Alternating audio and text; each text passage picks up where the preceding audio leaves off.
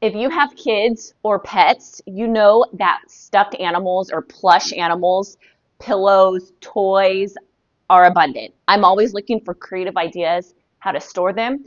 And today we have a stuffed animal zoo. So kind of cute because stuffed animal zoo. It is made of wood, and this is a high quality bungee stretchy material. So that's one thing that's important. If it was thin and not as nice quality, this wouldn't be as effective. So there's different ways to install the bungee. It is very important that you do it correctly because if you do it too loose, then the stuffed animals aren't in there tight. If you do it too tight, then it's hard to move and I don't know, I think it will stretch and break the rubber band on the inside. This is a wood material. You do build it yourself. So step by step, it has instructions with pictures on how to do it. This is the bungee. The way that we chose to install the bungee is half and half. So you can see here, we laced it around, but when it got to this piece, we cut it off and tied it.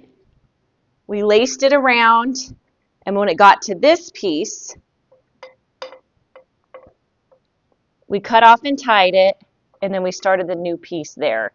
This is what it looks like full. My son's room instantly got bigger. I cannot believe how many stuffed animals this fits. Those huge pesky squishamallows that grandparents love to buy disappear in there. It's awesome. You can see my son easily take toys in and out. He can see what's in there and he can clean it up nice and easy. So this is what they look like out of the box. I took it out and laid everything out so you can see all the pieces. You're literally putting everything together yourself.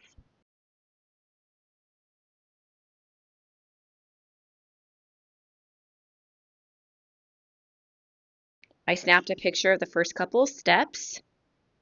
It goes together pretty easy. Like I said, the manual has pictures, so it makes it less complicated when you have an image to follow. And here we go. This is what it looks like totally put together without the bungee. The bungee is super important and you want to do it carefully.